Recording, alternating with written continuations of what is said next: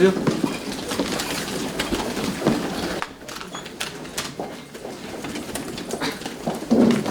제가 먼저 말씀드릴까요?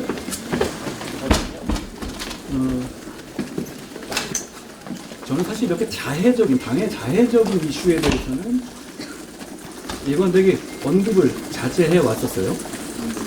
소위 익십 논란도 됐고, 총선 백석, 그리고 뭐 여조 비용 수십억,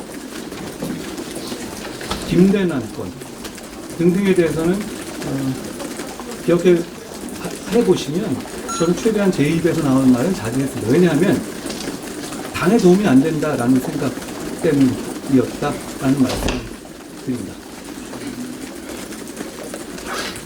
그런데 제가 이 이슈들 저는 역시 논란거리가 없는 문제를 억지로 논란을 만들어서 키우려는 세력이 있고, 그 세력을 도와주지 않기 위해서 최대한 언급을 자제했습니다. 그런데 그런 자제하는 이런 흐름을 악용해서 이걸 어떻게든 없는 이슈를 분란을 만들어내려는 흐름이 있어서 제가 오늘은 좀 상세하게 말씀드리죠.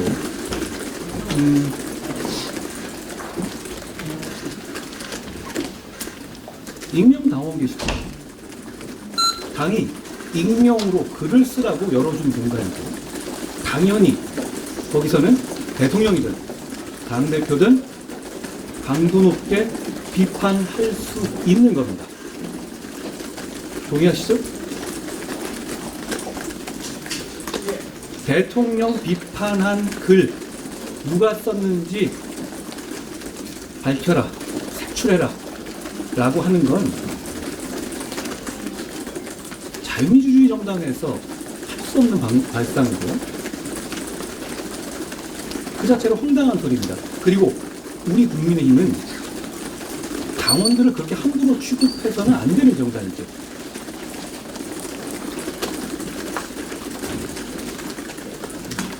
게다가 최근에 문제를 제기하려는 그런 사람들을 보면 되게 명태균 리스트에 관련돼 있거나 김대남 건에 나왔던 사람이거나 자기들 이슈를 덮으려는 의도도 보이고요. 그런데다가 이 이슈를 정치적으로 어떻게든 키워서 과거에 있었던 뭐 입십이든 뭐 총선 백서든 김대남이든 그런 식으로 해서 당대표를 흔들고 공격하려는 연장선상에 있는 것을 보입니다. 비슷한 사람들이고요. 이 문제를 제가 분명히 지적하지 않을 수 없다라는 말씀드리고요.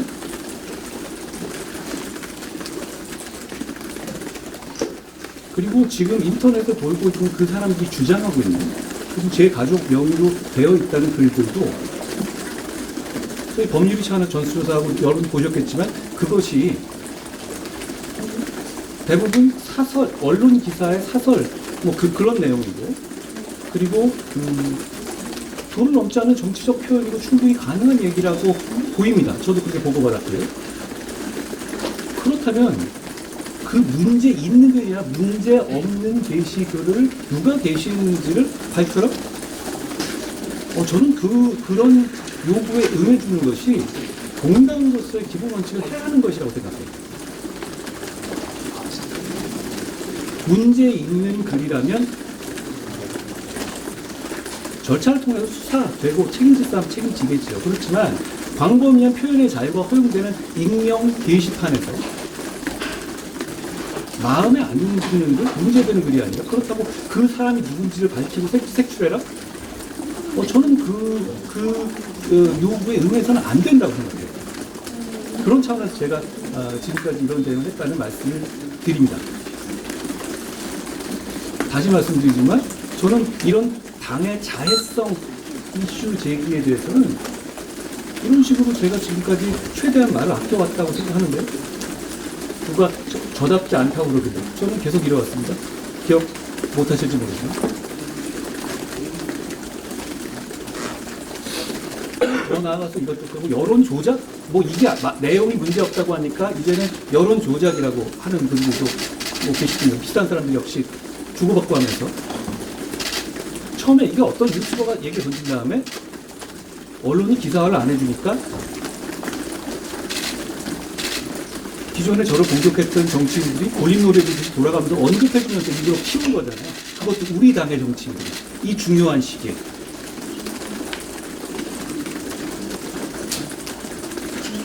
여러분 당 게시판 들어가 보셨어요? 들어가십니까? 안 될걸요? 그건 익명 게시판이고 등록한 당원들끼리만 볼 수 있는 게시판이거든요. 그렇잖아요? 언론인들은 아마 당원 가입이 안 될 테니까 들어보신 분도 없을 겁니다. 거기서 무슨 여론 조작을 한다는 거예요? 당원들끼리만 보는 익명 게시판에서. 그 자체도 말이 안 되는 소리고, 이거 얘기하면 다음으로 넘어가고, 이게 아니면 다음으로 넘어가고 해서 어떻게든 당대표인 저를 흔들어 보겠다는 그런 의도 아닙니까? 저는 그런 뻔함에 대해 말려 들어가줄 생각이 없습니다. 이재명 대표 선거하고 조금 숨통 튀는 것 같으니까 이제 당대표 흔들고 끌어내려 보겠다는 얘기 아닌가요? 저는 이제부터 변화와 쇄신을 실천해야 될 타임이라고 생각해요. 그 시간에 제 역할을, 그리고 당대표로서의 위임받은 제 임무를 충실하게 수행할 겁니다. 오늘 제가 여론조사 경선 TF를 구성하는 것도 해서 발족하는 것도 역시 같은 의미다 라고 이해해 주셨으면 좋겠어요. 여론조작? 명태균하고 제가 엮였나요? 무슨 말을 하는 거예요, 그게? 막 던지고, 그렇게 유튜버나 이런 사람들이 근거 없이 마구 던지면 제가 그걸 하나하나 응해주면서 판을 키워줘야 됩니까? 저는 그렇게 생각하지 않습니다.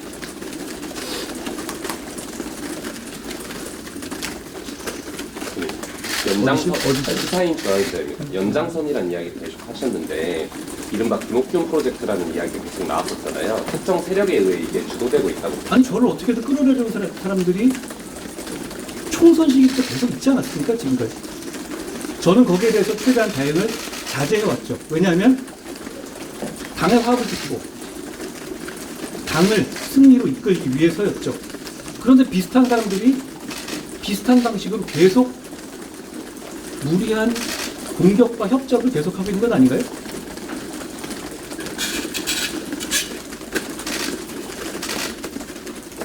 그리고 그러지 않았습니까? 김대남 포함 터졌을 때 김대남과 관련돼 있는 분께서 제가 김대남이라는 말을 꺼내니까 저보고서 오히려 해당론이라고 하지 않았습니까? 그 이상한 행동 아닌가요? 그리고 지금 문제를 제기하는 분들이 정말로 심각한 명태균 씨에 대해서는 이름이라도 얘기하고 있습니까? 김대남에 대해서 이름이라도 얘기하고 있습니까? 당의 기태고 개혁해야 되는 건 그런 거 아닙니까?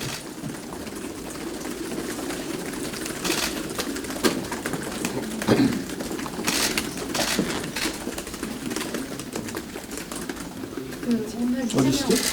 TV조선에 안녕하세요. 오늘 이재명 대표 1층 선거라서 여당이 단전의 계기를 맞이할 수 있는데 좀 이렇게 안타까운 일이 일어나서 공개 충돌이라는 안타까운 일이 일어났다는 좀 말씀이 있는데 이 부분에 대해서 무슨 말씀? 그러니까 제가 여기에 대해서 말을 아껴온 거잖아요. 그런데 이 문제를 제기하는 사람들 뭐라 그랬습니까? 제가 말을 아끼니까 오히려 신나가지고 계속 키우고 그래 왔던 거 아니에요? 여러분 그냥 생각해보세요. 익명이 보장된 당 게시판, 당원들끼리만 올라온 게시판에 문제되지 않는 글들이 올라온 거예요. 그게 전부입니다.